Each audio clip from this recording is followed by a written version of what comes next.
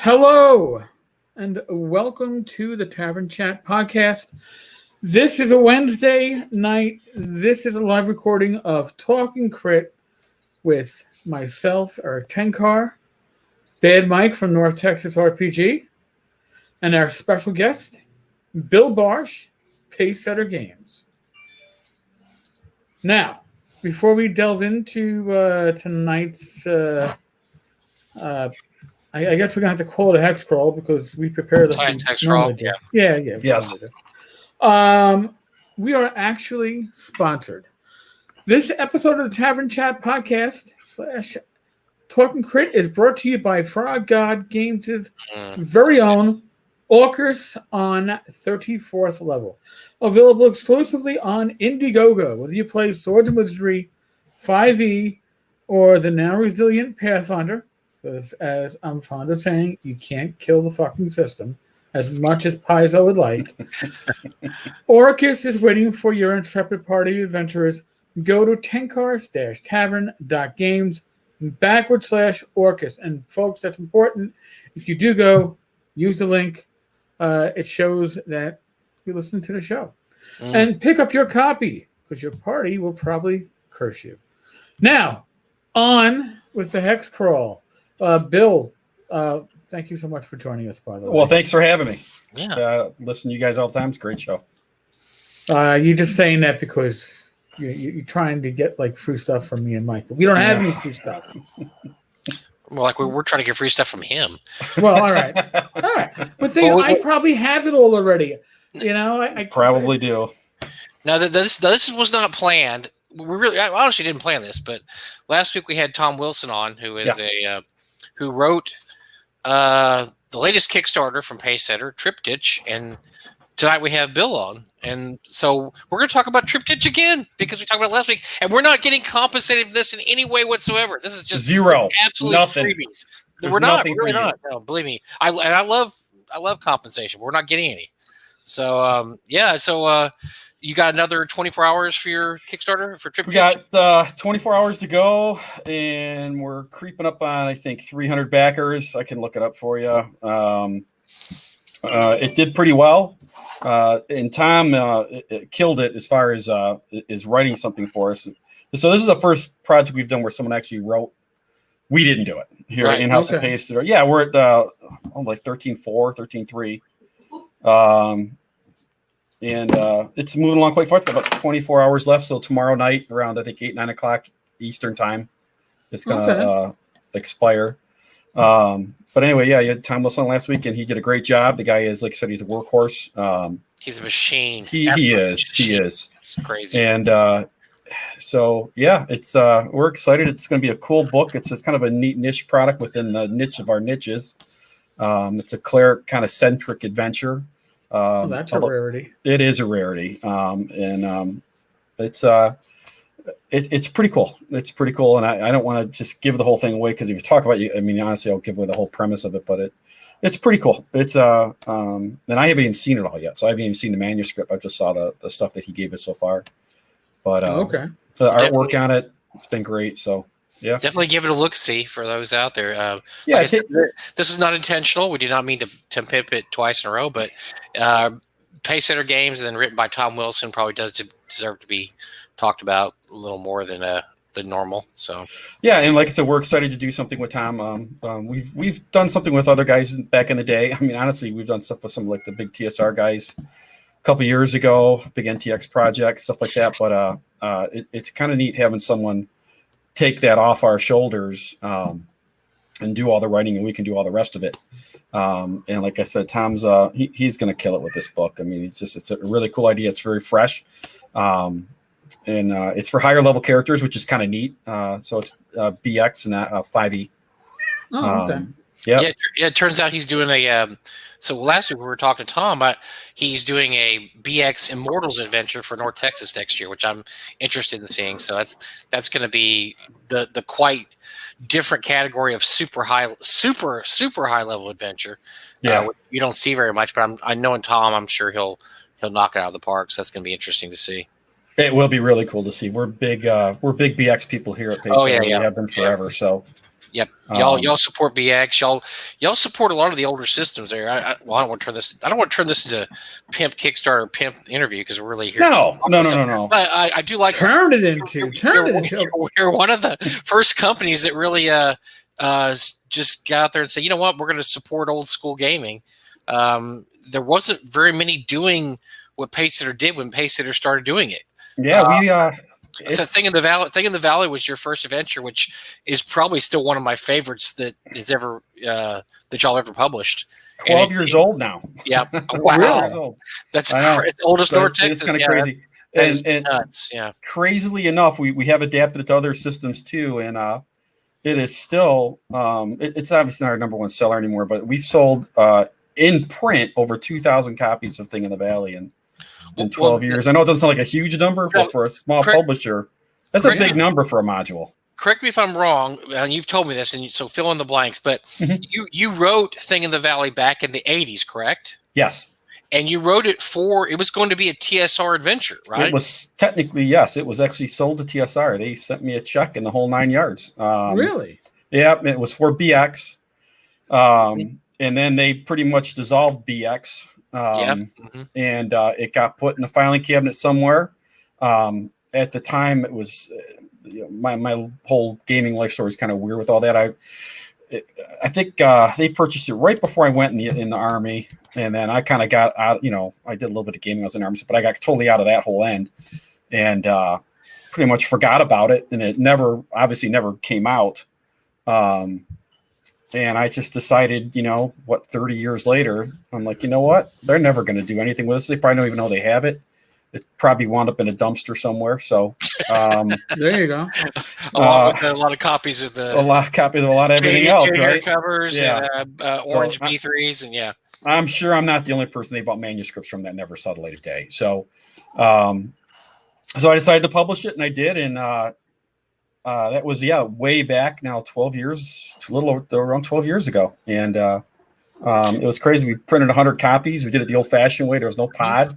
We went to a printer, had it printed just like the old TSR module, separate cover and everything, and had a ton of artwork done for it. And I was like, well, we'll see what happens. And we sold those 100 copies in less than 24 hours. It was crazy. It still holds up. It's very BX in tone, yes. Which makes sense because you could tell it was written for BX, very much so. It is. It's even hard to get out change because we've actually released it for 5e now too. But if you read it, it's not you can play it in 5e obviously because it's converted for it. But it's a BX adventure, pure and simple. Right. I mean, and that was with a lot of our stuff. I think we did. In the following 7 or 8 years, I think I put out 55 first edition and BX modules. Wow. In that time period. So now let me ask you a question, or just because this was when you were doing Pacesetter, because this is about the time North Texas North Texas Convention started. So 12 years ago, it's the exact same time period. I remember you came to the first North Texas Convention. Yep. You drove, which had to be a beating. Well, oddly enough, I was actually on a project in Memphis. That's right. So right. You just drove from Memphis. It made it a lot easier. Yeah. Yeah. So at the time, the OSR was pretty much a new thing. You had Swords and Wizardry had just come out. What made you think that that there's going to be a future in the OSR stuff? And so that's part one of the question. And then part two is, have you ever worried about? Because I know a lot of people at the time did not want to publish OSR type stuff because they were scared of WotC. They were scared that WotC was not actually going to let this happen. And I'm not going to name names, but several really big people in the industry would not publish anything for the OSR. And I know exactly who you're talking about because I've talked to them numerous times. And they still won't do it. Well, and listen, we don't have to name names. Could we name the publishing company that was formed at the time? No, let's don't do that. Because I'm not going to get into any of that. These are ex-TSR people. Right. So there you go. Just go with that. They're ex-TSR people. Yeah, they were just absolutely certain that WotC was not going to allow the OSR to exist in any way, shape, or form. Yeah, and you're right. Someone mentioned they had a Time Master set, which is really cool, by the way, because that's a fantastic game. But anyway, I don't know. I think by the time I so me and Northex have that really kind of crazy relationship. I decided to start doing this right when you guys were forming that convention. I remember you guys were talking about on the AKM for a year before you did it, and it kind of. I think you guys called yourself the Texas Mafia back then, or the North Texas Mafia, or whatever it was. Yep, and that's true. Yeah, and I was, and I hadn't really seen what a lot of people were doing because I was just getting back into the hobby, honestly, at that part, at that stage of my life, and it was just kind of one of those things. Like, I was fortunate to be able to be in a position where I could start Pacesetter up, and do something like that. Because Pacesetter, believe it or not, is not my real life job. I think most people just by now understand that. Thank God Ben decided to jump in the picture because he just really has elevated us. But so it was just something I wanted to do. Like I said, I always wanted to publish an actual D&D module, and I think seeing that kind of OSR growth and actually going to NTX. It was like, this has just got to happen. But I was already, I think at the first NTX, I had some sample artwork with me for it too. That I showed some of the guys. Yep. But it did absolutely, my cat is like just climbing up my leg right now. Still irritating the crap out of me. Come here, sweetie. Go on. There you go. But anyway, it just, that made, that gave me the confidence to say, you know what, damn the torpedoes, I'm going full speed ahead. And I have had to be absolutely, just to be 100% clear with this, I've had nothing but 1,000 support from the OSR family, which is what I call them, at Pacesetter for a long time. And, believe me, I've had a few missteps, but I've always been there. And I appreciate everything people have done to support Pacesetter and the OSR as a whole, because I wasn't the leader. There was a couple other companies out there doing it at the time too. That's for sure. But a ton, look how what's sprouted up in the meantime, right? Even just the last 5 or 6 years, right. Everyone with a laptop is publishing something now. Some good, some not so good. But you know what? It's all cool. It's all cool. I thought it was neat because, like I said, when you started, that was really. I mean, you could kind of trace the OSR beginnings back to probably about 2007, 2008, right? Yeah. Right in that range. Pretty much when OSRIC was published. For those who don't know, OSRIC was a rule system generated to emulate first edition and basically make you able to publish stuff using first edition rules, but not actually using first edition. And then it actually became its own rule set because people looked at it and said, this is really cool. I can just use the OSRIC book, because people don't realize this back in the bad old days. God, this has only been 15 years ago, but it was hard to get a player's handbook back then. Absolutely. Right. This is before the reprints. WotC did not have, at the early aughts, WotC had a program where you could download stuff, and then they'd stop that about 2005 or 6. Because I remember buying a lot of modules that were really badly scanned. They were horribly scanned. It was on drive-through RPG. Yep. But they stopped doing it about 2004, 2005. So you could not get a player's handbook unless you bought one on the secondary market, and sometimes they're overpriced. So OSRIC was really OSRIC came out, and that was pretty big hit among the OSR people. But then right in a couple years there, you had a whole bunch of stuff hit. You had Labyrinth Lord, you had Basic Fantasy Role Playing by Chris Gonerman, and then you had Pacesetter stuff. I mean, you had Swords and Wizardry. Oh, Swords and Wizardry, obviously. And then I think Brave Halfling had some stuff. So there was a whole bunch of companies that hit right in that sweet spot. And Prologue Games, Capsules and Crusades. Yep. But Mike, the one thing you're forgetting about OSRIC is it wasn't written initially to actually be played. It was written as a publisher aid to say, hey, my adventure is for use with the OSRIC rules, which happens to emulate the first edition rules. And like you said, people were like, well, I can't, I sold my 1 ebooks, I threw them out, I'm coming back to gaming.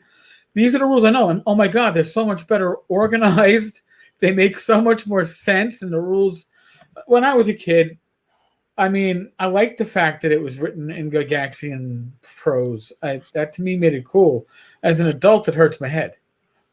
And I no longer want to have to translate. What's funny is I tell people it's the funniest thing is, the player's handbook doesn't have an index. Can you imagine publishing a book now that's on index? And so, Osric, the Osric rulebook it's a really good book. And I know Pacesetter, you published BX, but you also published Osric, right? We did a lot. So the first 3 modules we did were BX modules, and then we kind of transitioned into to most AD&D. I was more comfortable with that. Plus, you had the I just felt a little more comfortable too using the Osric as our kind of a go-to, because there's early Pacesetter modules are also compatible with Osric, every single one of them. And we did probably the next 30 of them for AD&D and Osric. So 35 or maybe even 40. You'd think I would know these numbers, but I don't. It's been a long 12 years. But we did a ton with Osric, and we still do to this day. Every year at NTX, we still run the AD&D Open, and that's we still published an AD&D module to go along with it. Yeah, very popular. And for use with Osric, our friends at Blackblade still have that book available for people. So I think we will always do that, even in this 5e world and that kind of thing. But we've kind of made even a transition more over to BX. I mean, about a year and a half ago, we had the bright idea of, what? People have a hard time, just what you were talking about, getting their hands on these books.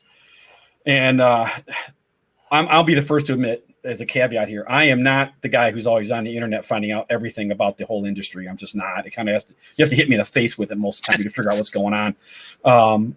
Again, it's my real life job just really occupies a lot of my time. So my opportunity to do Pacesetter stuff, I'm really kind of zeroed in on that. So we were like, hey, you know what? Somebody needs to have a BX rulebook. So. And my idea in doing that was not just to reprint the BX books, but to do them in a player's guide and a dungeon guide. We couldn't call it the Dungeon Master Guide because, believe me, we put that somewhere, and we got an email from the legal department. Nice little, not quite C&D, but the right before you get the C&D, it's the I didn't. You know what? And to be perfectly honest, they were fantastic because they said, "Oh, what do you guys? We see you're doing this. What exactly are you doing?" And we explained it. And we went back and forth maybe for a week with them, but there was never any pushback from them. So, I know a lot of people. I've got a C&D from them. We published something way back with a beholder on the cover, and back with Center Stage Miniatures, actually way back in the day. And we got a C&D for that one. That was fun. But they were fantastic, and but we just said, let's put a BX book up. Let's put a player's guide, because no one's ever done that. No one's had a player's guide and just like a basic quote unquote dungeon master guide for BX. And we put that out like a year and a half ago. And, it's just, I think it's a good resource and tool for people. And it did really well, and we still move a lot of them. And that just shows you the power of BX though. I mean, my goodness. I mean, you talk about a following. That's my favorite. That's my favorite con game, or to run game. When I run games at cons, I run BX because it's just so easy to run games. We did the AD&D tournament this year. We did it in BX, because it's just fun. It's fun. It was easy, and we had to do it all virtually this year. So that was kind of the thing. Was like, it's just let's simple this down as much as we can, and make it easy for everybody. And that's BX. The beauty of BX. It's just so smooth. Well, it's Errol Otis's favorite game too. I know. Because he's played my B1 game 2 or 3 times now, and he loves BX. A lot of those old TSR guys that they still enjoy BX. They do. And Steve Winter, big BX guy. Oh, he's written some stuff for us in BX. Yeah, he loves BX. Yep. But it's just a great system. It's easy. It's very easy. It's really simple. There's not a lot of extraneous garbage. Now, the rule book's not put together very well. Your rule book's actually put together better than the original rule book. Well, that was kind of the purpose in us doing it. Was you're right. I mean, I love my BX rule books, period. But it was kind of like, let's put these together in a way that is easy for people to use. And the whole concept was having a player's guide. Was that way, if you're sitting at the table, you can just pass out a couple player's guide to your players. They're not going to have all the monsters and magic items and all the other crap in there that they really don't need to be looking at. It's just a player's guide. And we called it BX Remastered, and that was the official title of it, because we also did we modernized it a little bit. I mean, it's core BX. You can pull out B3 and play with our BX RPG and play it and not miss a beat. But we added some gimmicks to all the character classes and that kind of thing, just to kind of up them a little bit. And it kind of like if you got someone who's only played 5e, let's say, and this is something you and I talked about a little bit earlier today, Mike, we can get into that. If they've only played 5e, they've never played anything else, and someone wants to introduce them to an All-Star game, they can take like basically our BX RPG, and it makes that we feel it makes that transition a little easier for them. They're not going back to 1979 or 1980. They're right. Playing a BX that's kind of programmed for people who play D&D today. So that was a little bit of our thought process. So we kept it totally old school, but our thought process was if BX was released today, this is kind of what it would have looked like. That was our thought. And to be perfectly clear, I know Steve Marsh, Steve Sullivan. I got together with them a little bit and said, hey, we're doing this project. And, these are the guys who put this together back in the day. And they wrote forwards for it and everything. It was really cool. So great project. But anyway, it's not about Pacesetter. It's about BX, and BX is awesome. It is. It's the original BX books. So people call it the Mulvey edition, but yeah. People call it the Mulvey Cook Marsh edition because that's really what they are. Yeah. Yeah. And so by the way it was put together, it was not. If you look at the rule book now, it's kind of you're always flipping through the pages. I think that's a problem with a lot of old school rule books is you're flipping a lot. I did that the original players because stuff isn't. Writing games wasn't the art form it is now. And to be totally fair with BX too, they got put under the screws to put that out. They were given virtually no time to do it. Mm-hmm. I know I talked quite a bit to Steve Sullivan about it, and just the pressure he was under as the editor of the whole project to get this thing out. It is amazing how great those books look because there's no way back in. They were doing stuff. They were still typesetting stuff back then with wax paper, for God's sakes. Right. It's crazy that they were able to put that together the way it is. But you are right. And that was, like I said, kind of our thought was on it. If you're coming to it fresh and with your 2020 eyes, we wanted to have something that looked a little more up to date. Well, you can't do books like you used to do books. You would want to. You really would not. As much as I love the original Player's Handbook, it's really an awfully put together book. And I know Gygaxian lovers are going to beat me to death for that, but it's not. But it's not a very well put together book at all. You've got here's some stuff at the beginning, then here's all the character classes, then here's some stuff, and there's some spells. Oh wait, at the end we're going to throw all this extra stuff in like the bard, and it's just and there's no index, by the way. So you can't find anything. Right, so right. There's all this stuff on there, but no, it wasn't an art form like it is now. There was no handbook on how. Now there's classes that actually tell you here's how you put together a rule book. Here's how a rule book should be put together. Here's how a rule system should be put together. Here's how a game should be put together. The older books don't. They're hard to get through. We like them because of nostalgia, and plus we know on page 76 is this whatever because we've flipped the book a million times. That's the whole thing. Back then, in a way, these rule books were leaps and bounds beyond the books that were coming before it, which were all war gamer books like the SPI stuff. Go to section 3.3.4.1. Avalon Hill. So I played Starfleet Battles my whole life growing up, so I know all about that. But you're right though. But if you take a look at the Little Brown books, I bought my white box off the shelf from my hobby store. I was 14 years old, and it was like probably a fifth print white box, and I opened that up. I couldn't figure out what the hell was going on in those books. You had to have no idea. It was a different book back then. You had to have somebody explain. So you were expecting it, and if you talked to Tim and Gary or Tim and some of the people back then, you were expected to learn the game from somebody else. And Tim tells the story a million times where when they played the game, the next month he sent so many questions to Gary about the game that Gary hired him. Oh yeah. He was, what is this? This is a great story. What is this? And Gary just finally said, look, I need somebody we're going to rewrite the rules. And so I need somebody to help me out. Could you help me out? Because, here's this guy, Tim Cass, sending him, 500 letters about what does this rule mean? What's this character class do? Because that's how, unformed the rules were and how unprofessional they were really put together. But Tim came from a war game background, right? Right. So you had games that were cohesive back then. Even you pull out some of those old wargaming books, and it's amazing how well they hold up today. So when Tim's looking at going from his war game background, and now he's reading this RPG, and he's like, "What the hell is this?" Yeah, what is exactly does this spell do? It doesn't Right, say. It's very general. What are you supposed to do here? Yeah, Right? everything was very general, and he had to ask Gary, send notes to Gary, like, what does this actually mean? What does a magic missile really do? What is sleep? What is this happening there? And Right. so, and that's almost a feature of the game. Now we look at it now, we think that's really cool because that's just how it's a very nostalgic look at the past. We just had a cool Facebook comment about Fantasy Games Unlimited and their early rules too. And I'm a huge FGU fan, and for nostalgia's sake, but absolutely right. They were just, oh my God, trying to get through those books. Oh, Bushido, yeah. I actually figured out Villains and Vigilantes. That was FGU. That was FGU, the early word. Yeah. I figured that one out, but man, I could not figure out Bushido. No, Bushido. Everyone loves the game, except you have to have someone explain to you how that actually works. The pirate one was terrible too. The pirate one was a great idea. I remember reading it was Pirates and Plunder, or I can't remember what it was, the FGU one, but it was like I couldn't figure it out. I couldn't figure out how to play it.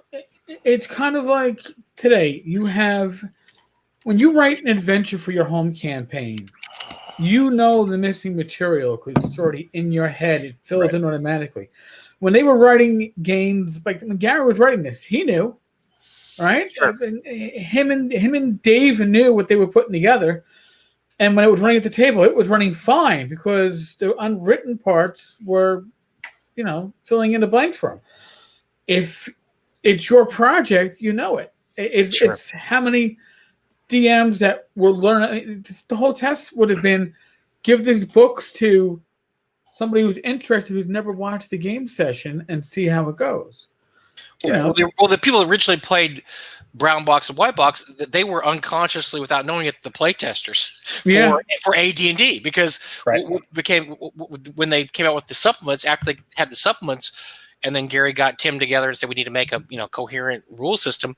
It had been play tested for 4 or 5 years because that's really what the White Box and the Brown Box were, is play testing for AD&D, and then they learn what's going to work, what's not going to work, and one of the things they learned was we need to make things more, I don't want to say the samey, but cohesive. Cohesive, I guess is a good word for it. Because when the White Box and the Brown Box stuff came out, people were playing in vastly different ways because they were interpreting things so differently. And one of the things that they wanted to do with first edition was make the interpretations more. This is what this means. It doesn't mean these 8 other things. It means this one thing. They wanted to standardize it, and the official reason why Gary was saying is so at convention play, everybody's playing with the same rules. Sure. Well, tournaments were the be all end all back then. Right. So, but at the same time, another issue was, like you were saying, all these groups were playing with their own. We call them house rules now, but a lot of these house rules were being published. Okay, and that was competition for TSR. Arduin. So if you have your rules and they're cohesive, the need to house rule them to make them work is a lot less. So, it's a great study, and I love looking at all that old stuff. It's just trying to figure out what they were thinking and where they were going. I mean, it's not like they always learned their lesson either, right? Because the Holmes set kind of came around, right, in between that Monster Manual release and all that back then.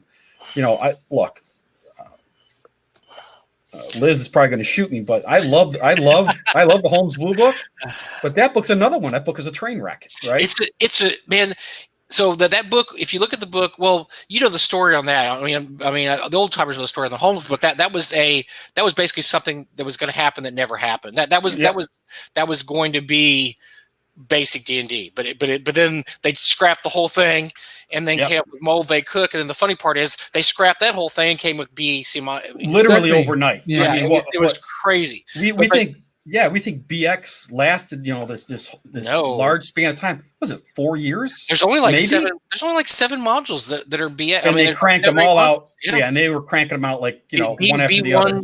B1 through 5, and then X1 B1 through 5, and then I'm pretty sure it rolls right in the back. Yeah. So that's but Holmes was that was a case of it's and there's been some really good studies. I think John Peterson's wrote a really good article on Holmes, and then Xenopus does some really interesting stuff with Xenopus still has his blog. I think he does. He's real active. He's written some really, really interesting things about, and I've talked to Chris Holmes before too. But it was basically, it exists the Holmes book exists like as this one moment in time that doesn't relate to anything else having to do with D&D. It's just its own little game with from 1 to 3 levels, and that's really it. It doesn't really relate to anything else. So it refers to AD&D that wasn't even written yet. It's absolutely true. It has all kinds of crazy stuff in there. Like it's got crazy, but all of us have that shared memory of the Xenopus dungeon because all of us played it back then. Everybody played the Xenopus dungeon. And I played it with AD&D. It's still, it still lives on today. So which is really cool. But that book was a mess. Yeah, I got my basic set in a. But I was already playing AD&D, and I found it in a discount store. Where all the boxes had, a big hole cut in them because they were supposedly returned and destroyed. And it wasn't returned in the store. So I go, all right, I'll take my, $2 D&D box set. It's worth it for the dice alone, maybe. That's true. It really is. Yeah, Holmes was our kind of get through because I bought my Holmes set back in, it must have been around late 77-ish, 80, 78 maybe. And so I think the Monster Manual so the books, they put those out in weird order too, right? The Monster Manual came out, and the Player's Handbook, and then finally the DMG. So where you can figure out what the hell you were doing. A year apart, which is crazy. It was crazy. Well, they put them out at conventions back then. I mean, everything was convention released. I mean, I was real big with Metroid Gamers back then, and TSR they released everything at Gen Con or basically R2 conventions, WinterCon or MichiCon. That's when they released all their crap. Well, Monster Manual was first because they figured that can work with Basic Expert, right? You can kind of, and then the Player's Handbook, because then people can do it. I know I didn't. My first game session was the DMG had apparently just came out. My DM had the DMG. He didn't have the Player's Handbook. And this is back when even a local phone call cost 10.6 cents, and he had to call a friend to find out if I leveled. Well, you couldn't do anything without the DMG, right? You didn't even have the hit chart.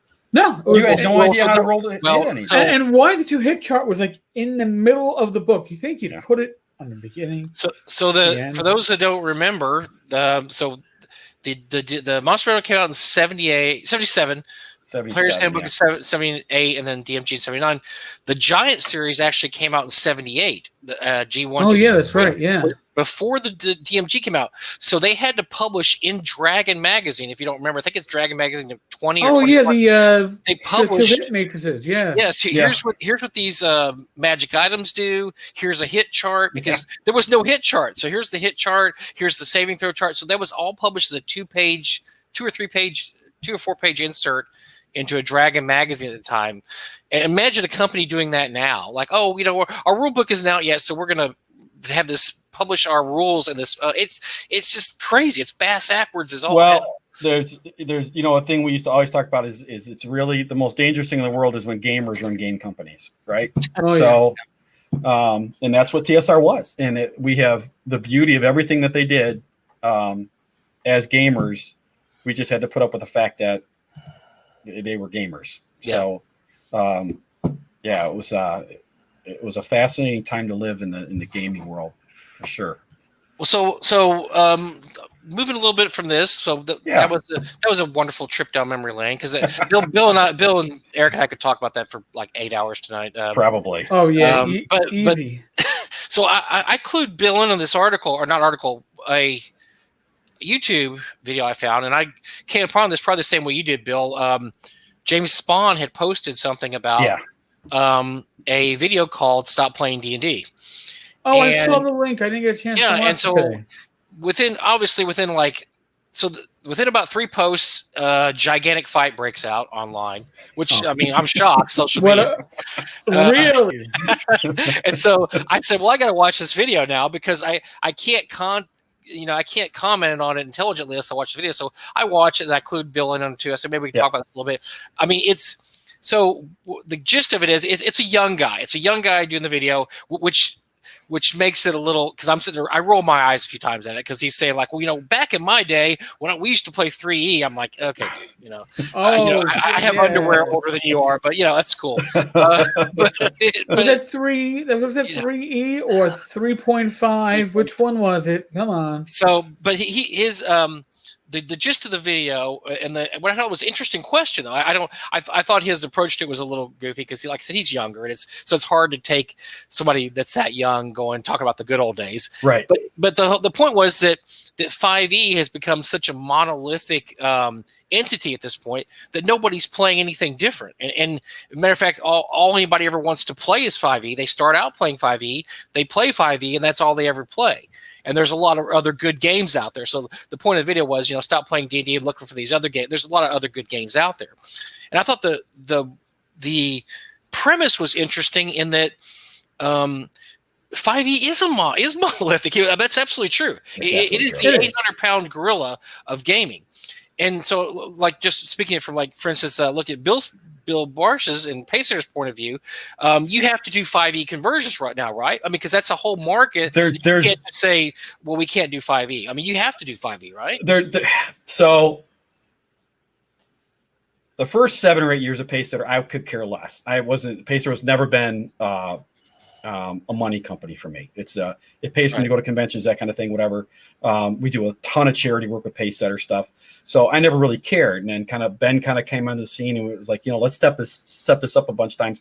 Well, the only way you're going to do that is get into the 5E market because there simply is not enough market share in the rest of everything that is going to carry larger projects and give you the ability to do these, we're doing 140-page color books right now, color maps, all color illustrations. I mean, they're going to be absolutely gorgeous. We couldn't do that just as an OSR product, right? It's just never going to work. The only one who can do numbers like that, that's purely OSR, is Kevin Crawford, Cinnamon. And he hit that sweet spot years ago. He's kept on growing his base. But for everybody else, you're right. It's a limited pot. And 5E is the tide that has raised all ships to a large extent. Absolutely. And I think getting back to what Mike was saying, I did watch that video and I saw the post and I didn't watch it. And then Mike was like, hey, take a look at this. And I'm like, what? I really need to look at it. And it is a little bit cringy to get through because this kid's probably like 22 years old. He's talking about the glory days of 3.5. When I was 8 years old, and you're like, really? 3.5. And you know what? And it's great for him. But he doesn't. You got to get past all that and look at the point he was trying to make was, here's 5E.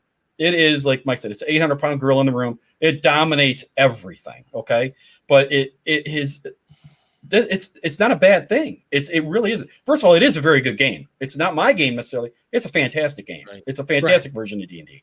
But it has, and there's a danger of it sucking all the oxygen out of the room. And I think that was kind of his point was, there's more out there than D&D. I mean, he actually brought up games like Paranoia. I mean, I was like, wow, this kid knows Paranoia. But which edition? Come on. I don't know. It's the latest one. Let's not get carried away. Right. Unless we're not going to get carried away. The first edition box set where they left my fucking dice out. Yeah. So. Ooh, but hot about that after all these years. From Ken wow. You can just tell there's still an issue. But he made just a fantastic point that his point wasn't stop playing D&D. I mean, that was kind of his clickbait. The big get you there. His point is play D&D, but hey, take a look at all these other games out there. And by other games, they could be other D&D games. It could be other games. It could be all kinds of the old TSR games, or and again, I'm going to show my ignorance of the hobby in general outside kind of what we do because I have no idea what most people are playing outside. Conan, Star Trek. Sure, you got all kinds of stuff that I'm not in tune with right now, because I'm an old timer, and when I do stuff out like we're redoing a couple other old TSR game systems, and if we want to talk about that later, that's fine. But I don't want to get off the topic of that. It would be great for everyone involved if honestly some of these people who've only learned 5e D&D would actually play some other games, right? Play some other role-playing games. Well, because you learn the system. Mhm. I mean, D&D is an interesting system, but it's not the best system out there. I think Chaosium system is a great system. I love percentile systems. Hell, there's a lot of different systems out there that work really, really good, and that probably even work better. I like dice pool systems. To be honest with you, I think dice pool systems are really interesting. They're cool. It's just with them. Whole other variety, right? It's a totally different mechanic that you use. So yeah, I agree with that. But I think one of the things he was talking about too, and I've heard a lot of people complain about this, and I've seen this actually happen, is that in an industry dominated by one game. And a lot of this has to also do with Critical Role, because a lot of people have come to D&D now through Critical Role. They get people to people that play, get people to watch the show. They get interested in it and they want to play D&D because of Critical Role. But sometimes when they play D&D, it's not Critical Role, because Critical Role isn't really it's scripted unless you have a DM that's a script writer and you have a bunch of voice actors that are playing with you. Wow. You're not going to have the same kind of game. And so I understand that, because that does lead to disappointment from some people. And I have heard from two people, I've absolutely heard them say, I want to play a D&D game like Critical Role. And you have to tell them that, look, nobody plays like that. That is a unicorn. Yeah, that's made TV. And that is the thing. The 5e has certain expectations built into it, and I learned that Gary Con back in 2018, the year that we had all the snow, and I drove to that snow. Last moment, literally, like 3:05. It's a 3:00 game. I'm told I'm running a 5e session of Rappahatnock, and I'm like, you're out of your fucking mind. I don't know 5e. Well, here's the rule book. Here's the adventure. Go with God. That is what happened. That's exactly what happened. So I took the Swords of Winter Light rules with me and had a full table of 8. And I get there and I'm like, listen, folks, your GM for the 5e session is still wherever the fuck they are, because they got snowed in. They never got to the con. If I run it in 5e, you're basically going to be holding my hands and steering me, because I do not know 5e anywhere well enough to play it, let alone run it. However, we have Swords of Winter Light. It's 4 pages. It's a very light rule set. It is D&D stripped down to its bare essentials. If you want to give it a shot, I put these rules together so I can run them without even reading them. Out of the 8 players, 1 got up and said thank you, but no. Okay. Of the other 7, they stuck it around. We had characters going in 15 minutes, and they grasped the difference, except for 1 player who kept the one to go, I detect lie. Doesn't work that way. I'm going to roll my intimidate. It doesn't fucking work that way. Please. But they, 2 of the players came back to the Frog God table literally right after that game to pick up the Swords and Wizardry rules, and 2 more stopped by the following day to talk with me and get more copies of the light rules to bring back to the gaming group. Exposure is awesome, and that was an inadvertent exposure. It wasn't a bait and switch. Well, it wound up being a bait and switch, but didn't mean to be a bait and switch. Some people, those guys came there, though, they just wanted to play a game, and they were happy to play a game. Absolutely. But then you had a guy there. I mean, and this isn't saying anything bad about the guy that left your table. No. He wanted to play 5e. That's what he wanted to play. And so if this isn't 5e, I'm out. And look, if I went to a table and I was supposed to be playing BX, and the guy said we're playing 4E. Sorry, I'm a DM. We're playing 4E. I'd probably walk away. I'd probably say, I don't really want to play 4E. I love the game, but I don't love the game enough to play a system that I'm not familiar with and that I don't want to really learn about.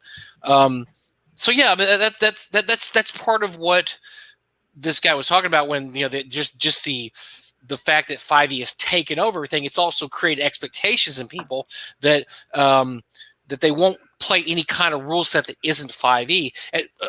So one of the things in North Texas is really interesting is you have probably as many 5e games as old school games, and people go back and forth, which I think is really interesting because a lot of people, they'll play a 5e game one night, they'll play a 1e game one night, they'll play Gangbusters the next night, they'll play Paranoia the next night, they'll play a 2e game. So there's all this jumping back and forth, which I think is really interesting. And I asked a guy once, because a guy had come to our convention, he was a younger guy, and he'd come to play 5e, and I was talking to him at the table. He said, yeah, I'm playing in a 1e game tonight. I said, well, that's interesting because you said you came to play 5e. He said, yeah, but I've always wanted to try it.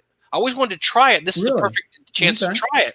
And so I thought, well, that's really cool. That's very open-minded of you. He said, well, I know that 1E was the first, well, actually it was OE, but he was saying 1E was the first version of the game. I want to see how different it is from 5E. And I thought that was a really, really interesting, open-minded attitude. He wanted to see how the game had evolved, from 1E to 5E. I don't know if there's a lot of people like that. I think most people want to play what they want to play. And look, it goes the opposite way too. There's a lot of people that only want to play old school games. They only want to play games pre-2000. They won't try 3E. They don't care about 5E. They'll diss 5E. They say it's terrible. It's Care Bear, D&D. Well, who said that? That was me. Oh, that's right. Yes. I know it was you. But but yeah, but that's not most people. Most people are they have a comfort zone. They're in their comfort zone, and that's all they want to do. Which is why we got to get back to having conventions, right? Because we can bring all these people into the convention house, and exactly what happened with Eric with the kind of the spur of the moment game switch, to give people the opportunity. No one wants to force someone to play something they don't want to play. I mean, that's nobody. You're here to have fun. But conventions give everyone that opportunity to get out of their comfort zone a little bit and try something a little bit different. And it'll be a great day. We can get back to that. I know all us old guys. I mean, I miss it. I think Mike, you mentioned before. We've only got so many conventions left. No, that's true. Yeah. So we don't want to miss any that we don't want to miss. I'm not saying we're knocking on heaven's door, but we've got a finite amount of conventions in our future. Like the clock's ticking. It always is. But I think that kind of merging a little YouTube video into that is it does not help that there are no conventions, because we can't spread the wealth, as it were, right? Yeah. And give people more exposure to these things, and I guess, the concern, I think kind of the subtle concern with that YouTube video too was, what happens if one day we wake up and the air goes out of the balloon and 5e blows up and no one plays anymore, and all these people just kind of go away, right? Yeah. Nobody wants that. Nobody wants that. That is not good for our hobby. It just isn't. And I know there's a lot of OSR guys might get upset the way I'm saying that, but we aren't going to be around forever. But we want these games to be around forever. So to do that, we have to bring other people into the fold. It just has to happen. So I just got a 6E comment. That'll happen. It'll be a few years, but it'll be there. Well, I actually don't know, because the way 5e is supported, they're just revising the books, sneaking in revisions, and it's the new print. And I don't know how quick they're going to want to be to do that. I've done this. Looking at Pathfinder 2E, and they're seeing how the resistance between Pathfinder and Pathfinder 2E is. And I don't think that they want to lose that market share. Their market share is huge, and their staffing is small. So they're not going to fix something that's not broken. Right. Okay. So, but it's at some point or another, it's going to come down the road. It just will. I did this calculation before, and I wrote it all out. And so, rather than, I don't know who keeps listening to the show, so they may have heard the story 8 times. We're going to tell it again anyway. So there. 1E was 77 through 87. 2E was 87, 80, whatever, 89 through 2000.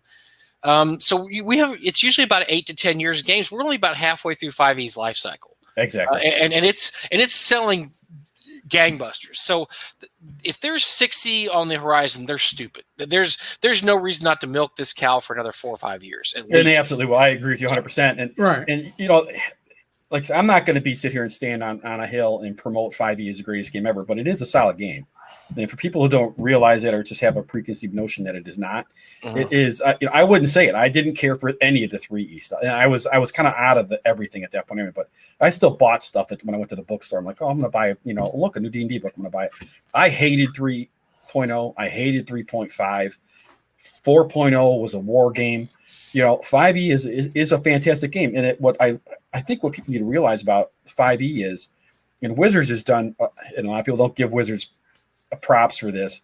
They did a fantastic job because you could basically take the player's handbook, the DMG, and the monster manual and play D&D infinitum in 5e with those 3 books, just like you could play first edition AD&D with the core 3 books. You don't need everything else. Mm-hmm. They're not creating a ton of splat books. Yeah, they're putting kind of campaign systems out and this kind of thing, but they're not, there's no player's handbook 2, 3, 4, 5, 6, 7 coming out for this thing.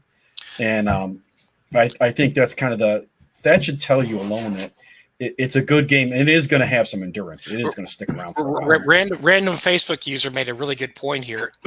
A huge difference I've noticed between the old school mindset and modern younger 5e gamers is the knowledge of Appendix N. No one on my gaming table knew about any of these stories. So, and drew their inspiration from video games. So that was one of the draws when we first got in the game, because I would tell people that hadn't played D&D back in the 70s, well, this is like playing Middle Earth or Tolkien, or it's like playing Conan. And they were like, whoa, they were into that. Like, oh, I can play Conan. Yeah, you can be Conan. You can be Legolas. You can be Gimli. I mean, they were like, whoa, that's awesome. And that's true, random Facebook user, whoever said that. It is very true. You don't see that anymore. You don't see people getting in the game saying, hey, you can play Conan, you can play Tolkien, Middle Earth. Instead, I can play WoW. I can play WoW. You can play Critical. Hey, you seen Critical Role, right? Yeah. Well, this is the game the Critical Role guys play. Oh, it is. Oh, I love Critical Role. I can get into that. Or like you said, the video game. Like, hey, this is a Monster Hunter. You play Monster Hunter? Yeah. This is like Monster Hunter, except this and this. Oh, it is. Okay, I'll play that. And so it's a totally different mindset coming into the game now. And 5e just absolutely perfectly taps into that mindset. I mean, it just does a great job of tapping into the it absolutely does. And, you like to say, you can't diminish the star power that's behind it too. You've got some big Hollywood names that are playing D&D and they're out there. They're coming to gaming conventions, for Pete's sake.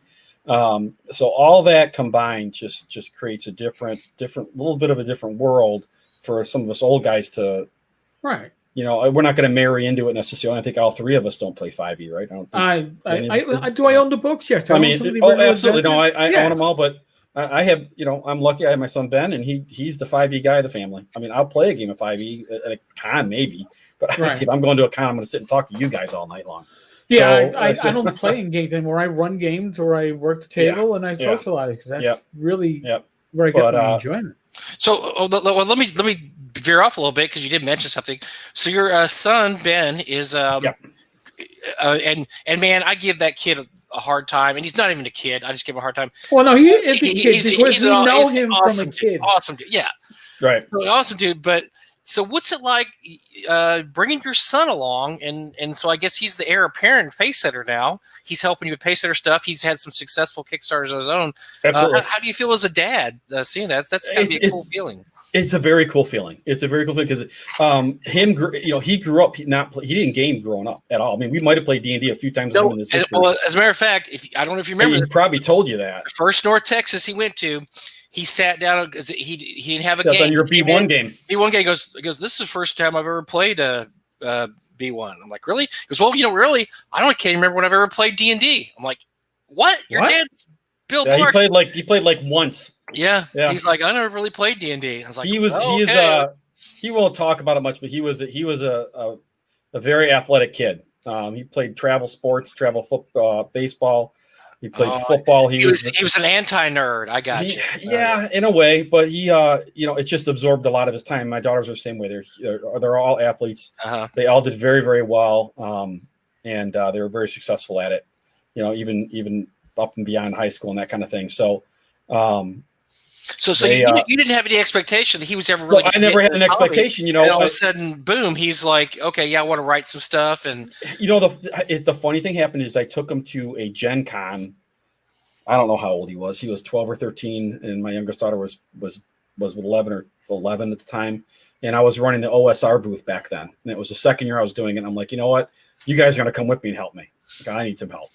So they walked in, and I remember walking into the dealer's hall for the first time on, it was Wednesday night, and we're unpacking, and they had never been to a game convention. They had played Fantasy Forest and maybe Dungeon a few times in their life. That was it. They had no gaming experience. They walk into that dealer's hall Gen Con, their eyes were that big. Because it's just miles of gaming. And for him, I think that switched to light for Ben. I mean, at that point, he was really hooked, and he's come a long way. And like I said, about 3 or 4 years ago, he just said, I want to start, Dad. I want to start writing stuff. I want to start, doing some of the stuff that you do. And it's a great feeling because we all love our kids. He's a great kid, and he works really hard at it. And like I said, the last year and a half, I mean, we wouldn't be running all these Kickstarters if he wasn't around doing it, because I simply don't have the time. Yeah. So he, I see Wonky just jumped in. He does a bunch of our maps. He was a random Facebook. Wonky, thank you for the question. That was a good observation, Wonky. Appreciate it. So Ben is, and he's, I hate to, he's a natural at it, and he's great at, he's really good at putting stuff together. He's got a great creative mind.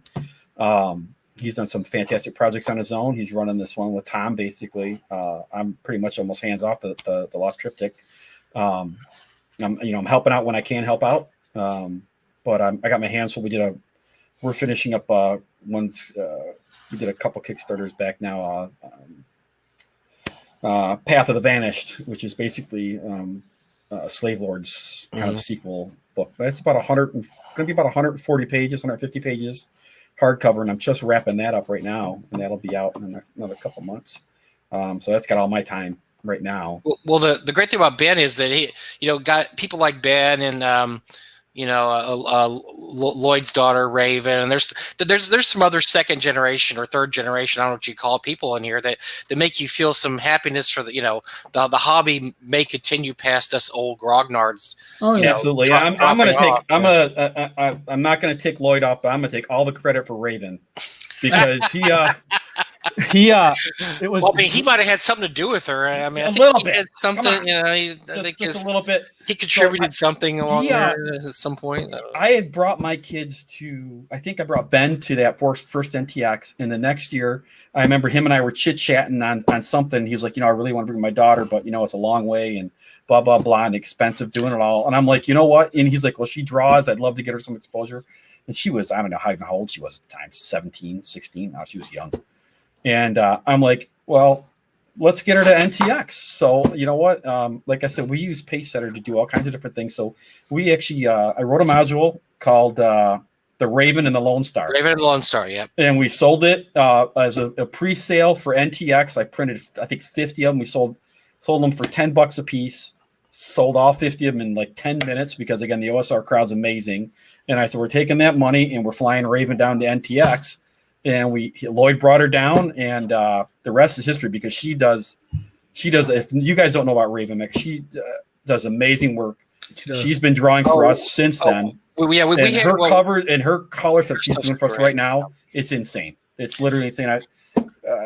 If I knew how to do technology better, I'd show you. She did a cover. We got another project coming out in January called Gamma X.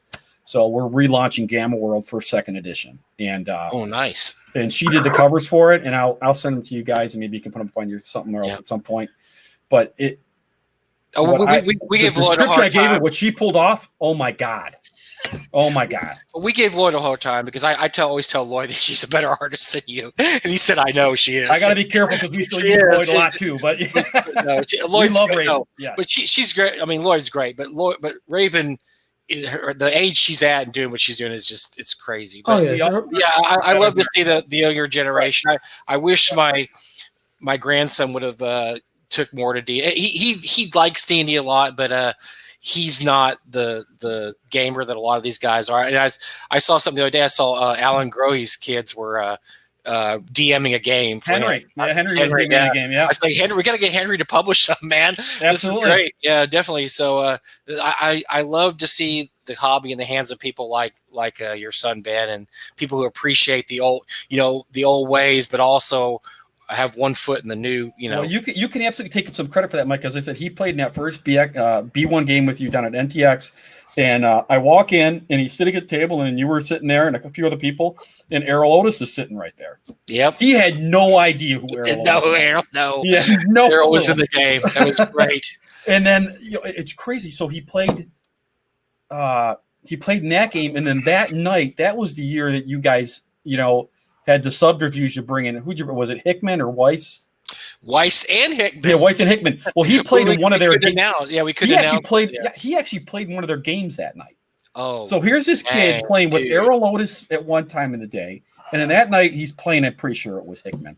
He's playing in Hickman's game that night, and I'm like, that's just ridiculous, right? I mean, the rest of us wait our whole lives to play. To talk to these guys.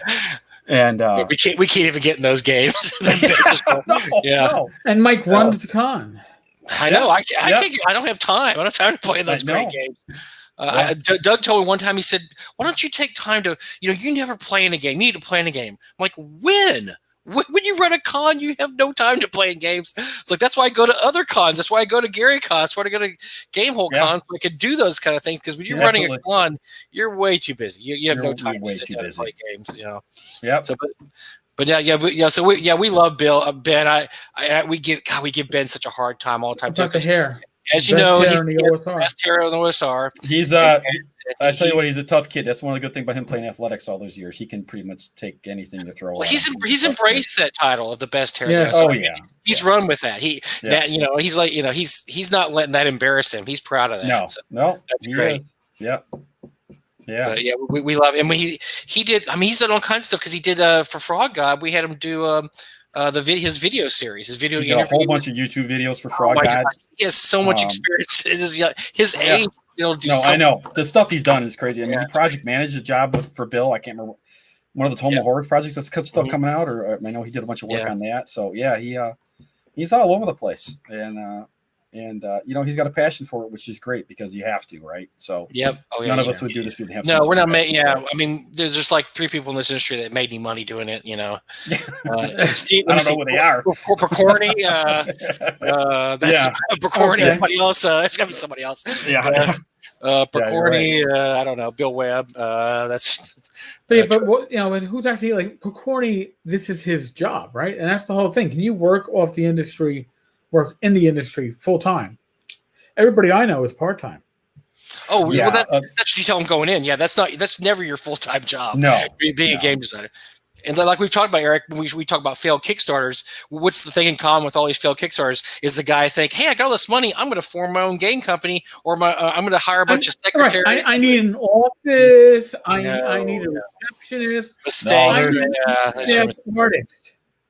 No, you don't. What did I say before? Gamers running game companies. It's not always a great mix. No, it's not. Because you can get yourself into a lot of trouble really fast with not managing money properly. I mean, I'm fortunate. I've been kind of owned my own business for a long time, and I'm partner with other guys and been this way for 40 years. So you learn that there's business and then there's the product, right? And you have to separate the two. And well, you have, I mean, and a lot of, like when Eric and I talk about failed Kickstarters, a lot of the ones we talked about, and this one that you're very familiar with, Bill, is the Center Stage Miniature one. These are people that really loved games and were really into stuff. They just didn't know how to manage a company. And so, the reason I mentioned that is because I think you end up buying the assets. Yeah, we picked up those. So Matt S., we'll just say, owned Center Stage Miniatures, and Matt was and is he honestly is a fantastic guy. He's a great guy. He doesn't have a mean bone in his body, and he loved gaming. Absolutely loved it. He built his miniature company up from nothing. He did a good job with it, and then he launched a couple of he launched his the process of that was he launched Demons and Devils Kickstarter. Okay, and actually that one he did well on, and then he got in with Frog God and did the Tomo Horrors 1 and Tomo Horrors 2. Problem was that Demons and Devils, it was like a $90,000 kick, something like that. It was a big money Kickstarter back in the day. Okay, you're talking 7-8 years ago now. Sure. So that was a big money Kickstarter back then, and he actually did. I think at the time he actually shipped about 80-90% of it, something like that. He shipped most of it out before, but then he got into Tomo Horrors 1, Tomo Horrors 2, where he just totally butchered the lack of a better term, he messed up the math. Well, we saw because he wanted to, at one point he wanted to sell the company to Doug and I before he declared bankruptcy. And we looked at the books, and he was overpaying sculptors. I won't get into details, but he was paying his expenditures way too much for what and then he got in trouble, right? And then and the unfortunate thing is me and Matt had collaborated on a couple things prior to that. But when he was doing the Tomahorse Kickstarters, I was traveling a lot for work. So I was, again, kind of drifted out of contact with everything that was going on. I backed his Kickstarters, but I never paid attention to what the hell was going on. And by the time I found out what was going on, it was too late because he had already made all the wrong decisions, right? So he tried to buy himself out of the bad Kickstarter by launching another bad Kickstarter. And, that if he would have just come clean, ready to go and said, I screwed this up. There's not enough money here to produce what I said I was going to produce. I'll do everything I can to try and get this straightened out because I still own a miniature company. I can still try and it might take me 5 years, but I'm going to get you your stuff. Right. Well, that wasn't, and take some heat because you're going to take heat in the gaming industry. We don't pull punches. No, but you're going to take some heat, but then people are going to say, okay, you know what? This guy stepped up. Right. He fell on the sword. Sure. But he tried to work himself out of it. It crashed and burned. By the time I even got involved with it and tried to help him out, it was way too far gone. He was getting death threats on him. It was insane. It was bad, really bad. It was really bad. And there was just a lot of stuff going on. He didn't pay any of the sculptors. That wasn't true. He paid every one of us. They all were paid. Every one of them were paid. He didn't pay the artists. No, they were all paid. It's just, but at a certain point, once something bad happens, you can't defend yourself anymore, right? Because everything they throw at the wall is going to stick to you. Everything's going to stick. And, it went bad. He went into bankruptcy. He got out of the hobby completely. And we wound up, long story short, I wound up picking up Center Stage because no one else wanted it, essentially. There was a bankruptcy attorney was in charge of trying to sell the assets off to try and deal with some of the debt, but it was just a mess that they just said there's no value here in doing any of this. So they wound up what happened is kind of giving it back to Matt in a way.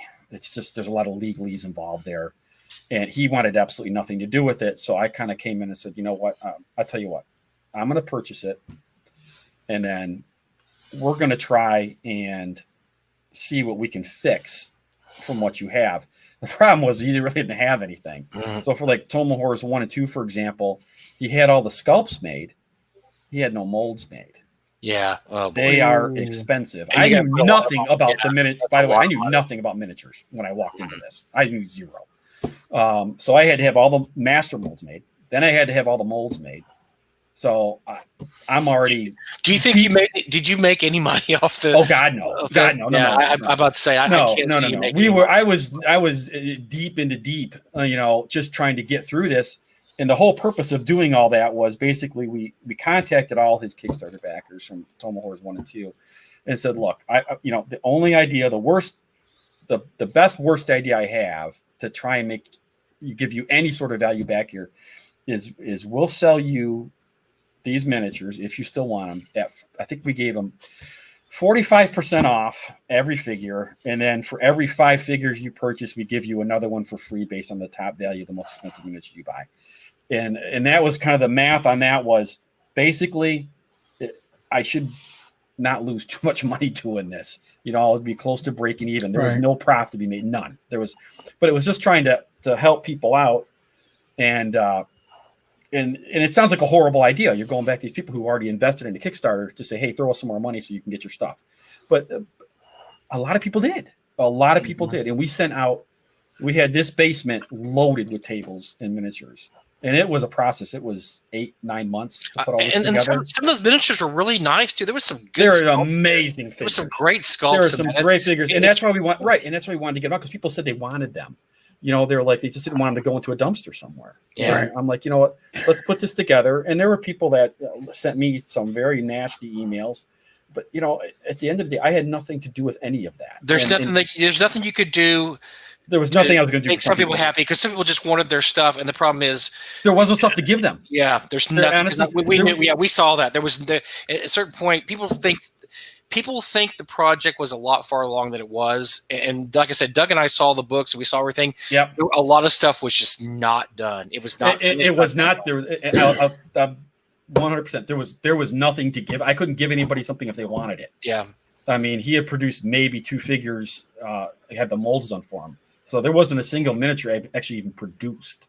So we had to do, again, we had to go back and make all the molds, the masters, then the production molds. And then he had a bunch of resin figures. So I learned all about resin figures. So the resin figures were a real nightmare because you can run about 30 copies of a figure and then you got to redo the molds. Oh, boy. Ooh. So resin figure and all the big name figures are resin. So our Demogorgon, Orcus, those are all resin figures. I can only run about 30 of those before the molds degrade. And 30 figures. Right. And then I got to have the molds redone. Yeah. So there was nothing cheap about doing any of this. And I'm not crying a river, nothing like that. I was glad to do it. As much as I got people saying, you're a terrible human being, I got 10 people said, these are fantastic. Thank God we got these figures because they are awesome. And someone asked if we were selling. Yeah, we did. Because I overproduced a shit ton of the small metal ones. And we tried to sell those off. So, but they're great figures. You still have any of those to bring to conventions, or have you completely sold out of them? So what we've done is we still have some. We've sold some through Noble Knight just to kind of move some of the inventory. But we're not a miniatures company. I got kind of bogged down to 3 years of messing with this thing. And so we're going to decide what we're going to do with all of it. We still have everything. We still have all the molds. They're all up at our production facility in Minneapolis. And we will do something again in the future with them. It's just we've got staff to deal with it. It's not easy. Well, as few people know, but true, we North Texas owns all the Julie Guthrie molds. Yes, and I've been talking with Doug. We've done nothing with them for 6 years. I've been now, going back and years. forth because I get emails all the time. People ask me about the Guthrie figures. I'm like, well, because I have talked to Doug about doing something with them, but we've had big name people talk to us about projects that just never materialize. Right. But we've got all those molds, and we actually spun a few 2 years ago because we had a very serious inquiry about somebody wanting to do something with them. We spun them. We went to Reaper and spun them. They spun fine. That they were. I mean, those molds, the metal molds will be fine. They'll last a long time before they'll. But yeah, we've just like you the same thing you said. But we're not a miniatures company. We're a North Texas RPG Con. So right, we just unless you want to get involved in that full time and put a ton of time and effort into it, it's just diminishing returns big time. It is big time, and it's like I said, we'll do something with them. We've got a couple ideas. Honestly, the great thing about having Ben in here is we've got about 12 Kickstarter projects in the pipeline right now, and several, at least 12. So you got the Gamma World one that's coming up this. Gamma X will be January. And then we've got we're going to do a Palace of the Vampire Queen reboot because we have all that IP, and then we've got the Blood Cult that we did a number of years ago. We're going to I have that in my shelf. Yeah, we're bringing that back. This is where my memory sucks. So we're going to do another. Ben just did a big solo module. We're going to do another one of those. We've got our Red Queen series. We're going to do something with that. I can't even remember everything we're doing right now. I believe there's 12. We've got a big board game we're going to be doing, which I do not want to give that one away. So Palace of Vampire Queen. So that has a really interesting history. It does. With you guys, with us, with some other company has been publishing those all. So I can't remember the name of that, but apparently Kirsten gave the rights to everybody that he ran into. So he gave the rights right. He gave the rights to Doug. He gave them to me, and then actually he sold them to the company that's producing the PDF. They're producing just PDFs now of all the We Warriors products. Yeah. So okay, I've seen those. Yeah. If you want to that's a good way to get the We Warriors. If PDFs, you just want a PDF of it and read them. I mean, if you want a PDF and read them, it's fantastic. In fact, his name's Brett. Contacted me. It's been about a year and a half. We first started talking. Clear Blue Sky get this message from this guy saying, "Hey, I just bought all the We Warrior stuff." really? We'll talk. We'll talk and see what's going on because our deal with Peter was just for the convention only. So I mean, we're not really the stuff that when he gave us the rights. So he gave he gave Doug the rights, but it was only for convention publishing only. So yeah, we did Palace, Misty Isles, and Dwarven Glory. That's all we ever did. And then we did our 10th year anniversary. We did a limited 100 printings of Palace Vampire Cream. That's all we've ever done with it, because it was only for convention publishing only. So yeah, the deal we made with Peter was that we would use a portion of the sales of our We Warriors products to support conventions, which is no problem. That's exactly what we were going to do with it in the first place. So we've done that with Doug. We've sent him money whenever we present. Actually, the thing I like about it is you had something that was previously so obscure, and then nobody had ever seen them. They were really hard to find. They were really valuable. I mean, they're still really valuable, the originals. But now, if you actually want to see the first D&D module ever published, there's various ways to do it because you've republished them and you've actually done updated versions. You've done updated versions too. When Doug and I did them, we just did complete. We did scans. I mean, we did an updated version. We did so. I did both. Basically, we included all the original material, basically scans of the originals, and then we did an AD&D conversion. And published them that way. Now, I mean, so it's able. I just think it's cool now that people. I mean, you can actually find a copy of Palace Vampire Queen out there if you want to read the first D&D module. You absolutely can. For years, it was impossible. You couldn't find it. You could not. Yeah. And it was interesting too because we come from that collectors group. We've got that background behind us. There were a lot of people freaking out when we were reprinting those that the value was going to drop. It has not happened. Anything. I mean, we know what's happened to collecting in the last 5 seconds. Oh God, it's insane. But it does not diminish the value of Vampire Queen. As a matter of fact, it got people interested. Probably people more interested in collecting stuff because once you read stuff like that, you kind of get the bug, don't you? You're like, oh, I want to find some of this other old stuff. This is cool to be able to. There's another one of our Kickstarters. We're doing the Misty Isles. There you go. As a complete campaign. It'll be either a giant box set or it's going to be a series of hardcovers detailing all 9 islands in the Misty Isles. So we're gonna republish the first actual published campaign setting. So nice. That's another one of them. I don't know how that one's a little bit down the road. That's probably 7 or 8 on the list. So, but they're super cool, and it is like I said, you can go get a PDF right now online of Palace of Vampire Queen for I don't know what he's selling, $5-10, whatever it is. Mm-hmm. It's just really neat to read those. Right, one room you're fighting a goblin, next room you're fighting a Balrog. That's how we roll. Awesome. 90% of the other rooms had nothing in it. It's really not a very well published module. But But it was the first. It is considered the first D&D module ever published. It's fun to be part of D&D history by. It is so cool. By Pacesetter to be able to republish that. It was be able to meet Pete too. Pete's an interesting guy because. I mean, he's one of those guys who did gaming for a while, then just that's part of his life, and he went on and did something totally different, which is teach college, and he never really looked back at that. That was something he just did a few years, and then he moved on, and so it was kind of fun to have him the first couple or I think we had him at convention 2 and 3 or 3 and 4. I can't remember. We had a couple. It's been a while, but yeah, and he was a different guy because he was like, he came to those couple conventions, but he just he was like moving on, right? He had moved on years and years back, but he wasn't like a lot of the old timers kind of came back and kind of got back into the hobby, right? Mm-hmm. That wasn't Pete. There's very few. I mean, Kevin Hendricks is one of those too because when he left TSR, he went to he got his doctorate and he taught history after that, so he was really not involved in gaming. And there's a few people like that just because a lot of those guys, and you know this too, Bill, from the guys we know, is they went into the video game industry, worked for Coleco and a lot of other companies, and so they just segued from one role-playing type game to another. But there was a few guys just completely dropped out and just hey, I'm going to go get a real job now. I'm going to go get a real 9-to-5 job, and they just moved on. And Pete was one of those guys, and so it was interesting to hear his stories about just all the things that went on. How they put that stuff back together back then. I mean, he basically sold these things out of the trunk of his car. Yeah, I mean, he literally sold Palace of the Vampire Queen out of the back of his car. Wow. I mean, it's crazy. But again, we got to get back to having conventions because you get to learn these things by going to conventions, sit down, talking to some of these little guys, especially how Doug runs NTX. And when I've been to all, whatever, how many of them now? 11, 12. And well, we'll be having NTX again this year. We had it, or next year.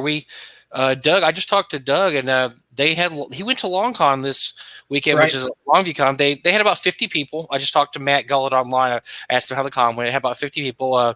Chris Clark was there, and I think Diesel LaForge was there. And they had a good time. It was very distant. So you see the pictures. It's a whole hotel with like 50 people in it. So it's like it was like North Texas was the same way. There was like 80 people in a giant hotel, and it was very distant. But yeah, until you start getting the bigger cons in, like Gary Con and Total Con and Gamehole, and all those cons, it's really not.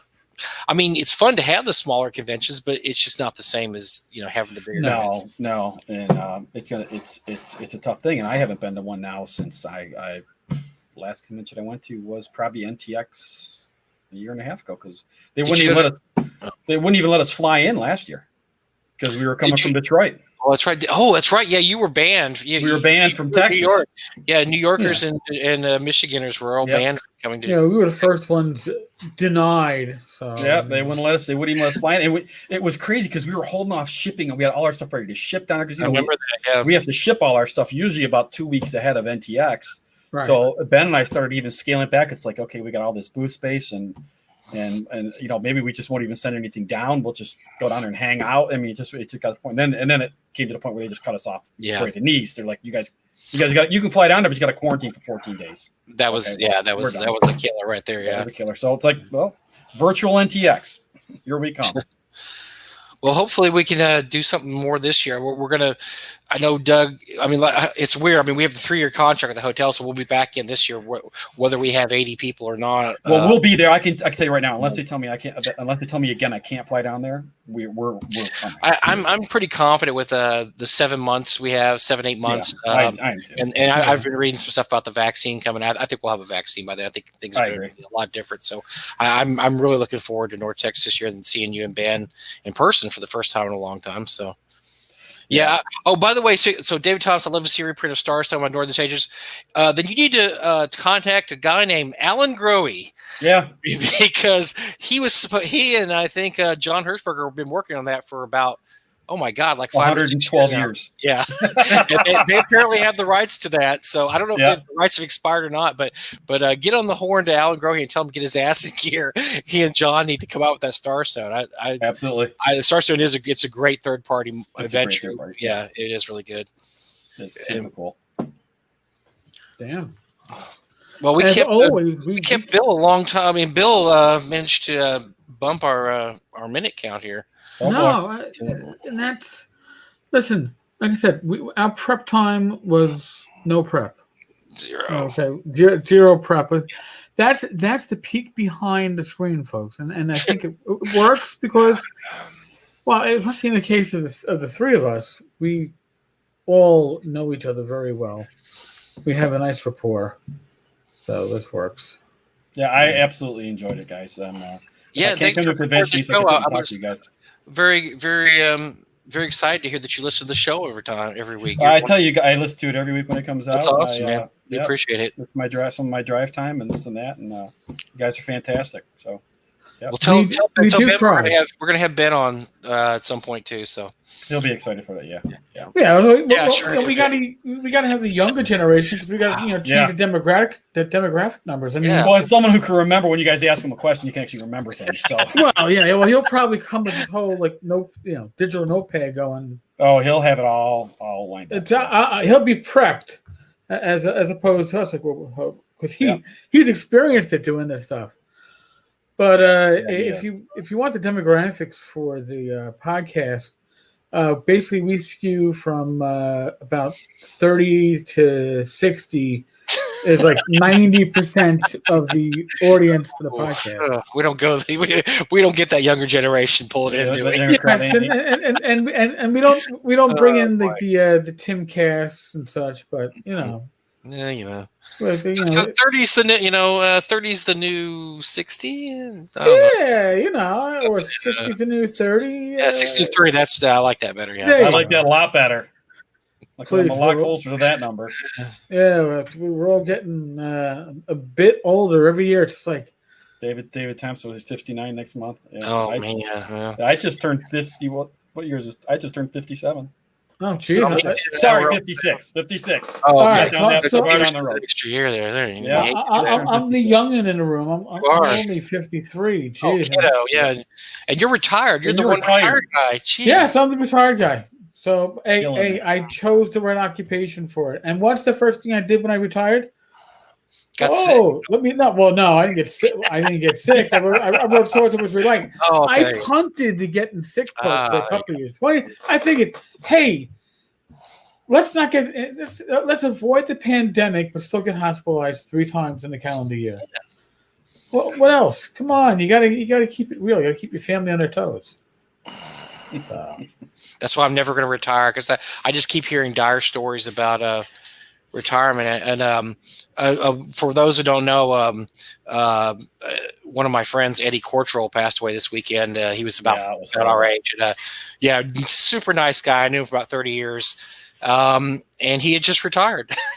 I hate to laugh. I mean, it's awful. I mean, you hear that story so often. You do, and I'm literally knocking on that door. I mean, probably about 13, 14 months, I'll probably be done. So I'm like, I better not be done. Oh yeah, but I'm going to make an observation. Those of us that are in this hobby on any level, if you're a creative, whether you're blogging, podcasting, writing, all the above, publishing, when you leave your 9-to-5 job or quote your regular employment, you don't leave gaming. So you still have something that brings you back to a daily process. And I think back to when my father worked for the phone company. He's like 78 now, geez. But he retired. He took an early buyout like when he was like 58. And he took it because they were bridging Social Security and the math worked. And then he's like, all right, so I think I'm going to drive a school bus and get a dog. And I looked at him and went, you hate fucking dogs and you hate kids. Why are you? Well, I needed something to occupy my time. I was like, yeah, that's going to be miserable. He wound up actually becoming what they call a beach hunter, a metal detector. Yeah. Became his hobby. Oh, wow. The guy still bench presses like 150 pounds. He's at 78. Hobbies are good, right? But this is my hobby. This, the podcasting, Torchlight. It's funny too, because we were talking about 5e. I actually got an inquiry earlier today from somebody who wanted to know if, Torchlight, was they taking submissions? That hurt. Oh yeah, definitely. Are you taking 5e submissions? I'm like, and I know, I recognize the person's name. They're definitely a creative in the industry. And I'm like, no, it's Swords of Wizardry Light, Continual Light. I goes, all right, because I'm working on 5e material on my own. I got monsters. And it's like, 5e. There's a synergy certainly, but we're on parallel paths. We don't really intersect. I know, like Lloyd has made his maximum HP zine. He's got a 5e version and an OSR Osric version, and that's great. I think if I had to prepare stuff so I could convert 5e, I would, not that 5e is a bad system, but I would lose my sense of joy from it. But then again, I'm retired with the pension. I don't need to make money from this. I just need to make enjoyment from it. Yeah. I know I played around, like when you were looking for submissions. I think I was chatting with Ben, and I'm like, I should send Eric something. He goes, no, you're going to keep working on whatever it is you work on. No, because I will get distracted like no one's business. All right, because it's very easy for me just to say, hey, I got an idea over here, and jump over there. I remember Tom was talking about how he's got like 5 things going all at one time. My brain works the same way, you guys. I have got so many projects in the hopper. It's insane. And it's just how my brain works. So I'm kind of looking forward to that retirement date so I can actually get on that more, because I think everyone does need a hobby, right, as we get old. So yeah, it doesn't matter what it is. You need a hobby, and one of them should be sitting down doing what we do, and another one should be getting out and going for a walk. So I've been doing both of them. Right. Exactly. Mike Rose says, "Well said, thank you. I appreciate it." David Thompson, get off my lawn. Yes, sir. Bob G is a youngster at 54. I am a youngster at 53. So there. My old gaming group, I was always the oldest one. It was always like, oh, who turned 31st? Yeah, I turned 51st. We still get together once a year. So Tom, we all to get to the move, say retirement home and game all day. See, I'm exactly the opposite. I want to game with a bunch of old farts. I want to game with a bunch of 20 and 30-year-olds when I get old. Because look, being around young people keeps you young. I mean, you're probably figuring that out, Bill. Right? That's when you have kids and grandkids.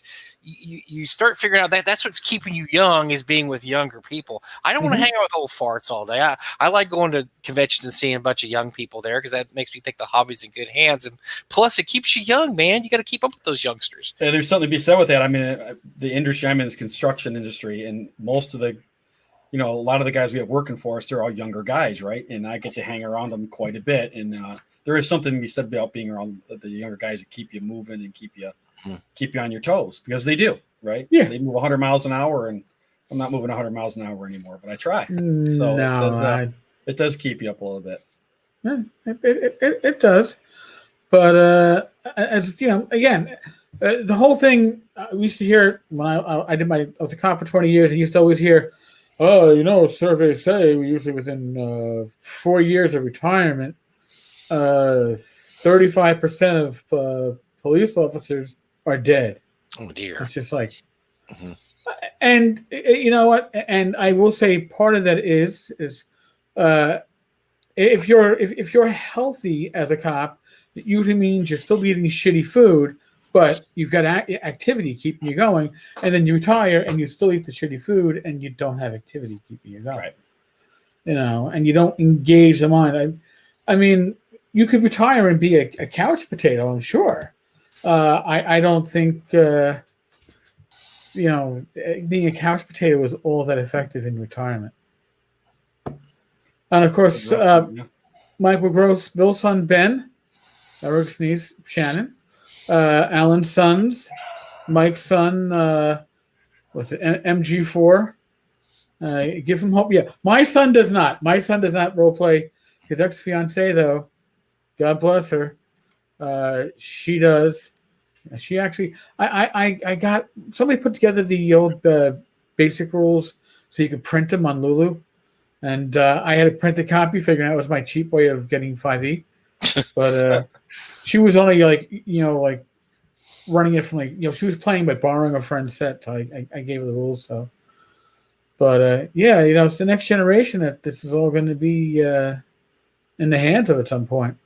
Yeah, and not just for playing, but for creating. Which, by the way, Mike, as I told you, get your son to submit something for Torchlight. My grandson. I know. He's got some stuff that he wrote years ago that's still really good. I'm working over the first dungeon he ever wrote, which was really cool, and I just started redoing it because I have all the notes for it. But as Bill said, I got so many projects in the works. It's like project number 17 of 25. So listen, that's good, right? It keeps you going. I don't know. At this point, I feel like I'm just going to drop dead one day with a lot of unfinished shit. So, well, it's best to do it that way than to actually be done, because at least it meant that you kept on working right up to the end on something, right? You kept on creating. That's true. I guess you don't really get to write the thing is you don't get to write your own ending to the story. That's what sucks. No.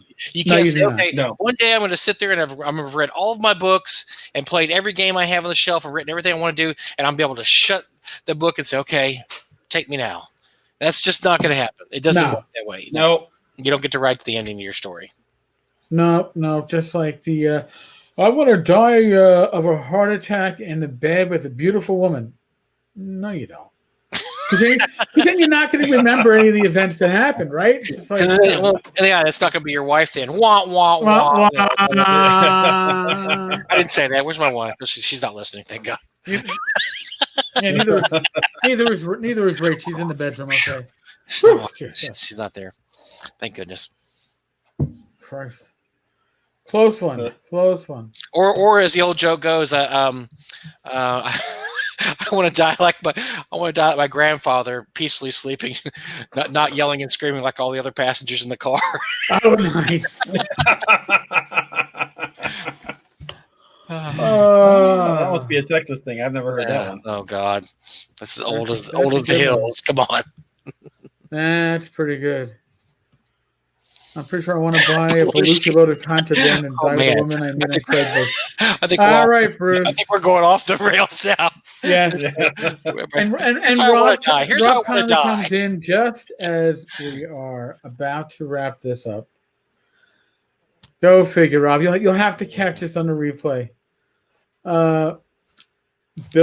Tomorrow in Tenkar's Tavern chat. Oh yeah, on Discord. If you want to hang out with some of the people that you've either seen in the chat room or here, such as myself and Mike, Tenkar's Tavern Discord server, from 9 to 11-ish or even longer sometimes, we hang out and talk shit about the hobby and gaming and geekdom and nerd stuff and movies.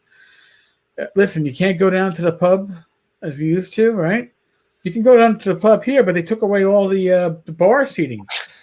So you gotta sit at tables and socially distance. It's virtual. We got virtual bars. Right. So we at Tenkar's Tavern, those Thursday nights rejuvenate me. I get to see people and hang out and enjoy the company of my fellow gamers. And really, it means a huge thing to be able to do that. So I appreciate it. And like I said, I appreciate Bill dropping by. And the center stage stuff, we've been talking since I started this podcast about having you on to talk about center stage. Yeah. So here, it only took, 2 years for it to happen? Well, it took a little bit of time. Yes. Jeez. There we go. And for most people, thank God it is water under the bridge at this point. So. Yeah, that is one good thing. As farther as that gets back into the rearview mirror, the better for the hobby. It's really. I mean, there was a time when there's. I don't know if we're gonna have the same kind of big Kickstarter disasters that we had back then, because as Eric and I say a lot of times, the Kickstarter industry has moved past. I have a great idea. Send me your money. It's not we moved past it, but somebody was still trying to do that. Right. I know, but I fell victim to it myself. The first one I did was a freaking took me forever to get it done, because I had this great idea to do this giant box. It took me forever to get it done, absolutely forever. But you got to own it. But it got done, thank God. But yeah, Kickstarter has moved from that certainly to now it's basically just a pre-sale, right? I mean, most people have got most of their stuff pre-order. Yeah, I mean that's pretty much how we're doing everything. I mean, if it's not 100% written, it's 80-90% of the way there. We've got covers done, we got illustrations done, we got maps underway, and that's just I think most people are on the same philosophy at this point. Get it ready. Get it through Kickstarter and get it out in a few months or however long it's going to take.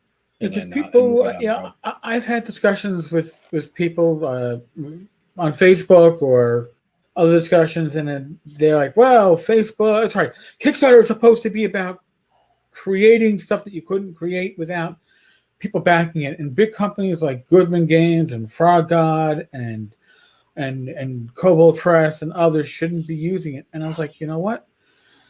In this market, the best way to ensure success is to not overorder, to make sure that what you're ordering for whatever it is that you're creating, you're not going to have sitting in a warehouse for 10 years that you're paying for that space. It's just a new distribution method. That's all Kickstarter is. It's a new distribution method.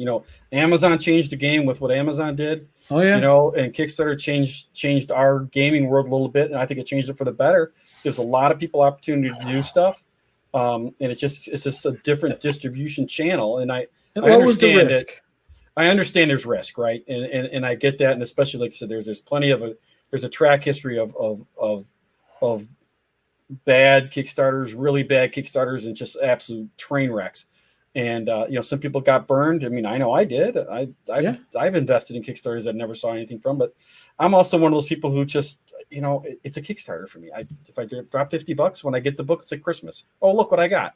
I don't track them. I never go on a comment and look see what's going on with them. I get them when I get them, and I'm happy about it.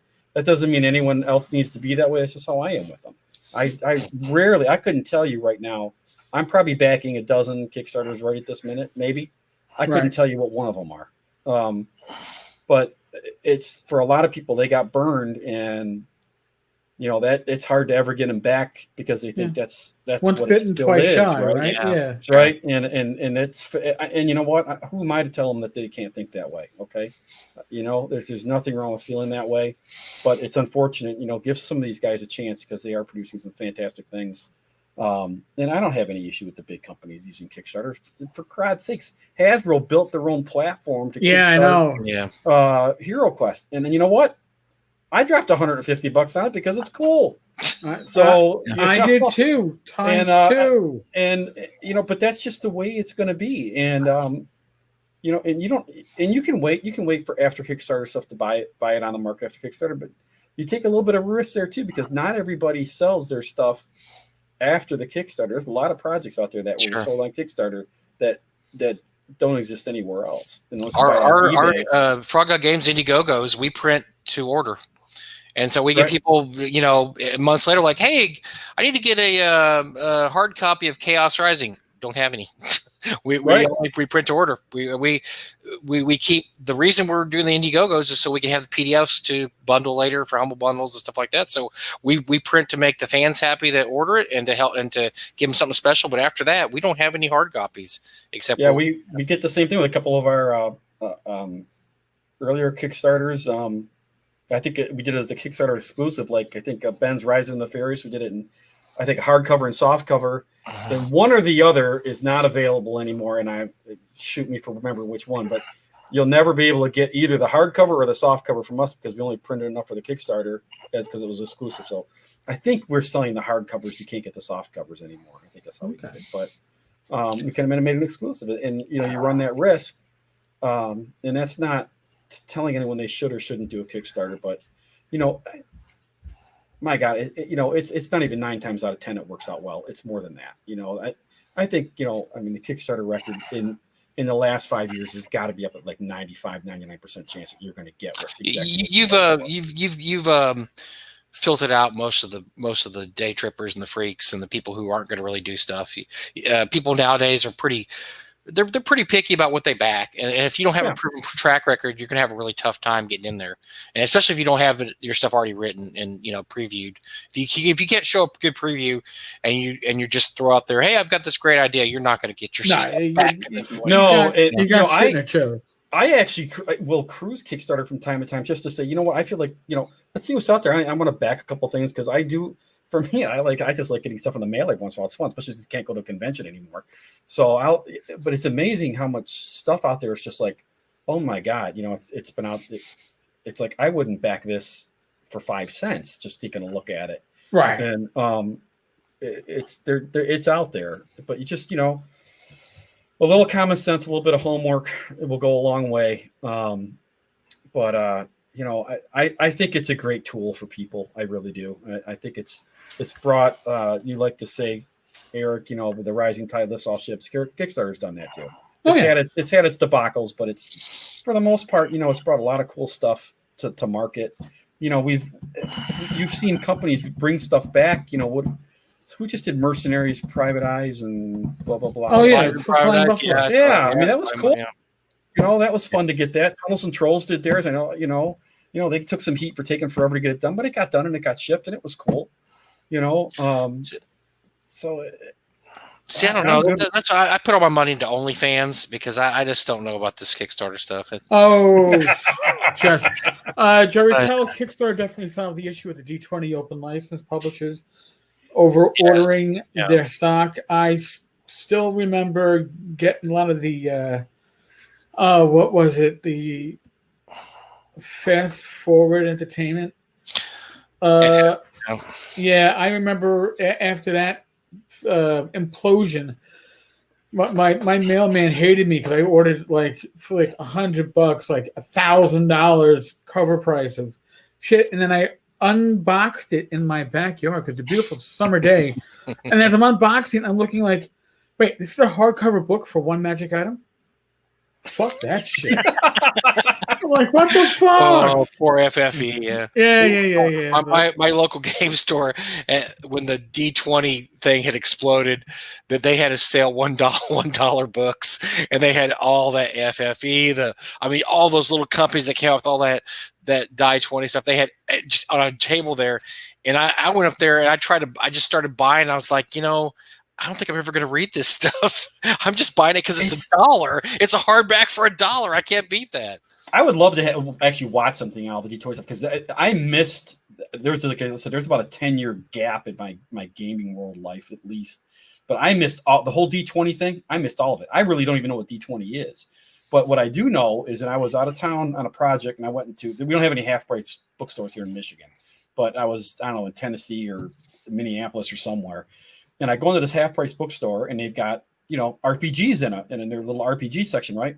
Well, holy shit, there was 35,000 D20 books, right? Oh, yeah. Of different things. I'm like, who's publishing all this stuff? I couldn't believe it. Yeah, you never heard of those names before or never after? Heard of them. Before never heard of them. Anybody with a idea and a prayer could just throw was printing something. I'm like, what am I missing out on here? I need to get stuff. Really bad die 20 stuff out there too. I just flipping through some of it. I wouldn't even pay the $3 they wanted for it. Half-price books. I'm like, oh my god, I just can't even. My favorite review of a die 20, and I don't remember who did the review. I'd love to find it someday. And I think it was called The Horror Beneath. I still remember the name of the item. Really, really just terrible D&D module. And you buy it for the name on the cover. And the review was, this has no reason to exist. That was the whole review. It was, I can't remember what the review was. I think it was one of those end world reviews, but this has no right. Wow. Which it really didn't. It was really, there was some bad die 20 stuff. So. Yeah, and I don't regret missing any of it. I can tell you that much. So yeah, no, I stopped gaming right as third edition was kicking off, and I pretty much came back right as 33.5 was winding down. But I was the exact same time frame for me, pretty much. Yeah, but I was like, oh, look at cheap gaming books. Oh my god, yeah, it's Bruce is putting it. Fast Forward Entertainment was a really bad deal. Either you received it as a gift, you felt like you were ripped off. Which is, and I tell you, it's weird. They had some talent there because Jim Ward wrote for them. There's a couple other names. Pretty big names, but yeah, there wasn't anything exceptional about anything they did. It was kind of gaming by the numbers. It wasn't anything that great, yeah. And Bruce had an earlier question about game days, by the way, Mike. So I think the next game day is in January. I think January or February, Bruce. That's all I know right now. I haven't heard anything else besides that. But yeah, it's going to be in early 2021. We'll have another Frog God Games Day. All right. Cool. Sorry, Bill. No, that's right. It kind of gets back to that thing, though, too, with Kickstarter and the idea, right? So I still think Kickstarter is a place where you're peddling your idea. But, now you really got to show your idea, because a good idea is still going to sell on Kickstarter, right? A good idea is going to sell on Kickstarter. A not so good idea is just going to take when I see something that's taken 18 days to fund, it's just, the flags start going up, and I start reading a lot more about that Kickstarter. And so it still is a realm of ideas. The difference is that, I know companies like Frog God, they do this, us, Goodman Games, before we ever put anything in Kickstarter, we've already invested a lot of hours, probably a lot of money into whatever that project is. So, and so hopefully people can have faith in companies like that, and the other guys who are starting to do more and more of it do the same thing. I know guys like Lloyd, he does his small Kickstarters, he never fails to deliver. It's always a cool little product, Yep. So it's still all about the idea, at the end of the day. That's what's going to sell your Kickstarter. Mm. It's all about the idea. Definitely. Well, I think we're setting a record here. This was I know. When Mike said we could talk for 8 hours, we're coming close to 2. You guys didn't know who you brought in. I'm sorry. Oh, we knew that. We just didn't feel like talking much this week, so we thought, "Oh, bring in Bill, and he'll." Yeah, no, it's going to keep be. talking. We're going to shut him up. It'd be great. No, you'll never shut me up. We could just sit back. I mean, actually, I my eyes have been shut this whole time. I have the spit glasses on that you can't tell. There you go. Been napping. At least I didn't put you to doing sleep. your Glenn. Thanks for coming on, Bill. Thank you for having me again. There, but we appreciate. You were one of our list of guests we wanted to have on, and so we will catch up with Ben at a later date also, because we want to talk to him and hear about what a tyrannical, horrible father you were. And soft, way too soft. We want to hear the. Mike and I have seen the raising of Ben at North Texas over a number of years. Yeah. And I think that Ben was always taller than me, even when he was like, I don't know, 15, 16. I was like, yeah, I don't know. You're obviously a horrible father. As many times as you brought those kids to Disney World through growing up, that's miserable. How you subjected them to that every year after year. After yeah, bad dad. They drag us now. So, well, hey, whatever works, man. Whatever works. Folks, we three of us thank you for listening. Before we sign out, I'm going to remind you, because you've been listening now for an hour and 45 minutes. We are being sponsored by Frog God Games' Orcus on 34th Level. It will distribute before Christmas in PDF, maybe even print. So if you want a Christmas-themed adventure, that's going to fuck your party over, most likely, but not in the James Raggy way. No, okay, no, we don't. They don't do that. Orcus, it could never happen. No. Tenkars-Tavern.games/Orcus. There's your link. As always, in the world of COVID, so use your common sense. Some states are spiking, some aren't, but use your common sense, because we want to game with you at conventions, and you can only do that if we're all healthy. And we beat this COVID shit to death. Wear your mask. Yeah. Yep. Wear your mask. Now, but if you're robbing a bank or something like that, wear your mask. Wear your mask, especially. We're not endorsing that. We're just saying you should be safe, be well. God bless. Roll those dice. Thanks, everyone. And if you come on to Tavern Chat Talk, hang out in Discord on the Tavern's Discord server. We'll see you tomorrow night. Otherwise, you'll hear me tomorrow. Later, folks.